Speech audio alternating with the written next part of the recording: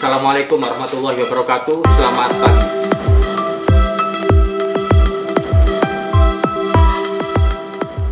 Ya, sesuai tadi yang disampaikan oleh Bu Eni terkait dengan tema webinar pada pagi hari ini, yaitu meningkatkan standar dan kualitas penggiat kemanusiaan melalui konsep kolaborasi kementerian lembaga.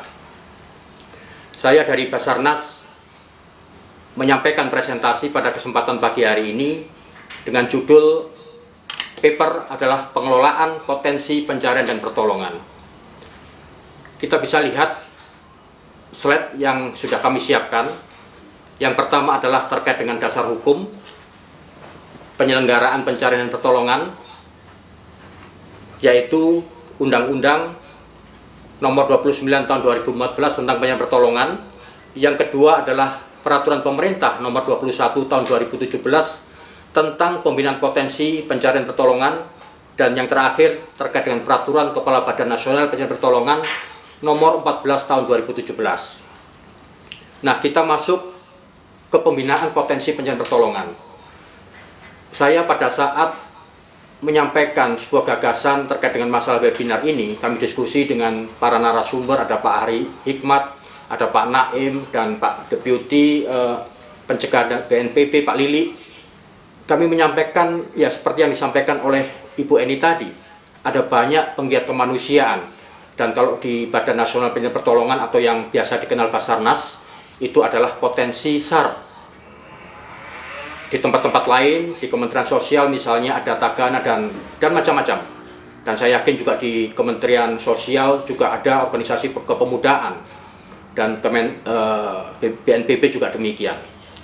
Nah, apa yang bisa kami share pada kesempatan pagi hari ini untuk memberikan sebuah wawasan dan kita coba kelola bersama. Pembinaan potensi ini, kalau kita melihat apa itu pembinaan, itu ada pengaturan, ada pengendalian, dan ada pengawasan. Yang terkait dengan masalah pengaturan, pemerintah itu melalui kewenangan yang dimiliki itu menyusun norma, standar, prosedur, kriteria, dan kebijakan. Yang kedua adalah koordinasi. Nah, koordinasi ini kami biasa juga menyusun atau menyelenggarakan yang namanya Forum Koordinasi Potensi Pencarian Pertolongan. Nah, ini saya ingin menjelaskan yang koordinasi ini. Kami setiap setahun sekali menyelenggarakan Forum Koordinasi Potensi Pencarian Pertolongan. Ada di tingkat pusat maupun di daerah. Kami punya beberapa kantor pencarian pertolongan di daerah. Ini diselenggarakan forum koordinasi untuk menyamakan persepsi, untuk menyampaikan diseminasi informasi terkait dengan kebijakan-kebijakan pencarian pertolongan, dan juga mengevaluasi apa yang terbaik untuk pengembangan SDM khususnya. Yang ketiga adalah pengendalian atau pembinaan potensi, yaitu melalui diseminasi. Yang keempat, pendidikan dan pelatihan. Ada banyak sekali pendidikan dan pelatihan yang kita miliki, yang kita selenggarakan. Ya, mulai kalau terkait dengan masalah kebencanaan ada collapse structure, dan di mana Basarnas tahun kemarin mendapatkan sebuah sertifikasi internasional dari organisasi yaitu INSARAG, International Search and Rescue Advisory Group, di bawah PBB. Dan ada banyak SAR yang lain, yaitu misalnya diklat terkait dengan pencarian pertolongan di maritim, di penerbangan, dan sebagainya. Nah, latihan ini dalam rangka untuk menguji prosedur. Kementerian, lembaga, dan juga penggiat dari masyarakat, LSM, dan sebagainya, ini kita ajak untuk berlatih, untuk menguji prosedur yang ada. Dan yang terakhir yaitu ini adalah pengawasan. Salah satu bentuk pembinaan yang dilakukan oleh Basarnas yaitu melalui pemantauan. Nah, apa ini pemantauan? Pemantauan ini adalah kita meregistrasi potensi pencarian dan pertolongan. Nah, setelah kita meregistrasi, kita akan lakukan pembinaan-pembinaan pengendalian seperti melalui koordinasi, diseminasi, diklat, dan latihan. Kita ke slide berikutnya. Pembinaan yang tadi saya sampaikan, yang ada pengaturan, pengendalian, dan pengawasan, ini adalah bentuk konkret dari sebuah pengawasan. Potensi pencarian pertolongan berdasarkan Undang-Undang 29 dan PP 21 tadi, itu terdiri dari sumber daya manusia, sarana prasarana, teknologi informasi komunikasi, dan hewan. Misalnya contoh terkait dengan bangunan runtuh, kita perlu hewan yang bisa melakukan pencarian pertolongan. Dan hewan ini merupakan salah satu persyaratan mutlak apabila Basarnas ingin mendapatkan sebuah sertifikasi dengan level heavy. Kemarin tahun lalu kami mendapatkan sertifikasi internasional dengan level medium. Hewan tidak menjadi sebuah kewajiban, tetapi pada saat heavy ini diperlukan. Nah, kami sudah mengklaster seperti ini untuk potensinya itu. SDM, sarana prasarana, teknologi informasi, hewan. Contoh sarana prasarana kemarin pada saat bencana di Palu, ada banyak sekali sarana prasarana yang kita perlukan. Dan Basarnas sendiri tidak bisa bekerja sendiri. Kita pasti memerlukan kehadiran kementerian, lembaga terkait yang lainnya dalam rangka pencarian pertolongan dan evakuasi korban, dan juga dari masyarakat. Demikian juga teknologi informasi dan komunikasi. Nah, potensi ini kita harus data, kita registrasi. Saya yakin teman-teman dari kementerian terkait, ya nanti dari Kementerian Sosial, dari BNPB sendiri, dari Kemenpora, pasti memiliki ada ribuan dari potensi, atau kalau kami menyebut potensi atau penggiat, ya, yang sudah terwadahi di masing-masing kementerian. Nah, kami pun juga demikian. Kami punya yang namanya aplikasi SIPINPOT, Sistem Informasi Potensi. Nah, setelah meregistrasi, khusus terkait dengan SDM, kita melakukan yang namanya pendidikan dan latihan, di mana salah satu dari pembinaan tadi adalah pengendalian, yaitu melalui pendidikan dan latihan. Karena SDM yang dibutuhkan tentunya harus sesuai dengan kelas atau jenis musibah. Satu contoh misalnya kalau terjadi bencana seperti kemarin tahun 2018 ya di Palu, atau bencana-bencana besar yang lainnya di Banten atau di Mataram, seperti itu. Nah, kita memiliki tentunya sebuah kompetensi, yaitu terkait dengan bangunan runtuh. Satu contoh. Nah, ini perlu kita uji kompetensinya, supaya SDM yang ke lapangan itu benar-benar memiliki kompetensi untuk melakukan pencarian dan pertolongan sesuai dengan jenis musibah. Karena ada banyak sekali di lapangan, ya saya yakin teman-teman dari kementerian lembaga terkait sangat memahami, ada banyak SDM penggiat tetapi tidak memiliki kompetensi yang dibutuhkan. Karena kita tidak ingin bahwa operasi pencarian pertolongan, ya khususnya operasi pencarian pertolongan itu dilakukan tidak atau mengindahkan yang namanya keselamatan. Ya. Nah, ini berdasarkan peraturan perundang-undangan yang tadi saya sampaikan. Setelah kita meregistrasi SDM penggiat tadi, itu kita lakukan pendidikan dan latihan. Kita memiliki standar kompetensi berdasarkan peraturan Kabasarnas nomor 4 tahun 2018, ya. Khususnya untuk potensi kita memiliki pelatihan 72 jam. Ya. Ini adalah sebuah siklus bagaimana potensi besar kita latih untuk mereka memiliki kompetensi sesuai yang kita harapkan. Kita latih, kita didik, kita uji kompetensi, dan akhirnya mendapatkan sebuah sertifikasi kompetensi. Klasifikasi sumber daya manusia pencarian pertolongan. Ada satu buku yang menarik, ya. Buku judulnya adalah Chaos Organization and Disaster Management. Sebuah tulisan dari Alan Kirshenbaum. Buku ini sebenarnya menulis sebuah kesenjangan antara respon individu dan fungsi aktual dari sebuah organisasi. Ternyata kalau kita potret, itu tadi yang namanya penggiat kemanusiaan, itu ternyata ada 4. Jadi tulisan ini sangat relevan juga untuk kita sama-sama simak. Jadi yang pertama adalah unit sosial. Siapa unit sosial ini? Ini mulai dari keluarga terkecil yang terdiri dari ayah, ibu, dan anak. Lantas ada unit sosial yang lebih besar dari itu, kumpulan dari ayah, ibu, dan anak yang disebut dengan RT, meningkat lagi RW, dan masyarakat kabupaten kota, dan bahkan ada kelompok-kelompok. Misalnya kalau kami juga sering menggalang kelompok-kelompok nelayan misalnya. Nah, ini di Kementerian terkait yang lain, ya Kemensos dan BNPB dan Kemenpora, ada kelompok-kelompok ini. Itu adalah unit sosial. Mereka tidak harus kita berdayakan. Nah, ini yang terkadang di masyarakat, pemberdayaan masyarakat ini sangat kurang. Beberapa kasus-kasus kebencanaan atau operasi penyerahan pertolongan, setelah kami lakukan penelitian, kami melakukan focus group discussion, kita melakukan evaluasi, masih kurang pemberdayaan masyarakat ini. Dan yang kedua adalah relawan pencarian pertolongan.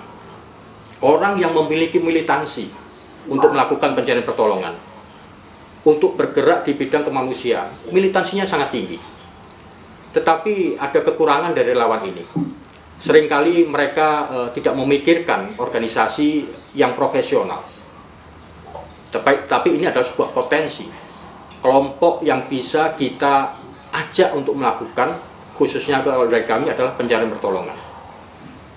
Yang ketiga adalah instansi organisasi pemerintah dan non pemerintah. Ya, kita semua yang sekarang ini jadi narasumber. Nah, ini melakukan tugasnya sesuai dengan tusi, ya. Nah, inilah pada kesempatan hari ini kita bisa berkumpul untuk sama-sama sharing. Ada banyak potensi dari masing-masing yang kita bisa satukan, yang kita bisa kelola dengan baik. Nah, yang keempat adalah organisasi nirlaba profesional. Kalau di buku Chaos Organization istilahnya privatisasi bencanaan. Seakan-akan organisasi bencana itu privat, artinya swasta. Ya, saya yakin kita punya dan ada di Indonesia. Kalau di Inggris itu ada Royal National Lifeboat Institution, dia adalah swasta. Ya, jadi empat inilah kalau kita mau mengkelaskan, ya, kalau mau mengkelaskan, akhirnya apa? Berkaitan dengan diklat, dengan latihan yang tadi saya sampaikan, pengendalian. Ternyata empat-empatnya ini harus berbeda pendekatannya.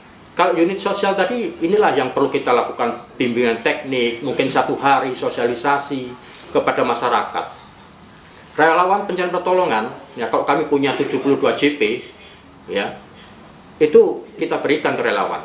Instansi organisasi pemerintah dan non pemerintah, swasta misalnya, ya ada banyak ya, seperti punyanya Khairul Tanjung Foundation, ada Pertamina, ada ya organisasi-organisasi swasta yang lain. Ada bank juga, kami juga melatih misalnya Bank Mandiri ya di sini. Itu kalau kita latih dengan 72 jam, ya mereka mungkin tidak sanggup karena mereka bekerja juga. Nah, ini terus organisasi nirlaba, ini seperti Basarnas swasta lah kalau di negara-negara lain itu. Jadi begitu melihat ini ke depan perlu ada sebuah strategi pendekatan kepada kelompok-kelompok ini.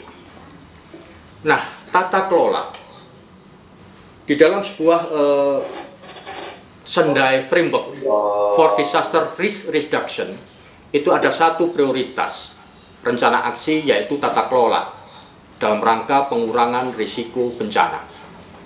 Saya melihat tata kelola ini, saya mempunyai satu solusi, dan kami sedang menyusun yang namanya silabus kepemimpinan SAR di lapangan, yaitu kepemimpinan kolaboratif. Saya tadi sampaikan bahwa Basarnas tidak bisa bekerja sendiri. Perlu tadi dengan masyarakat, unit sosial, kementerian lembaga, dan organisasi non-pemerintah yang lain, swasta, relawan, dan juga tadi itu yang nirlaba tapi profesional. Nah, ada sebuah komponen inti, ya, saya sebut tadi adalah kepemimpinan diri. Memimpin itu biasanya orang melihat leader dan follower, lead down. Tetapi kita ketahui bersama bahwa follower itu kadang-kadang melit juga, melit leader.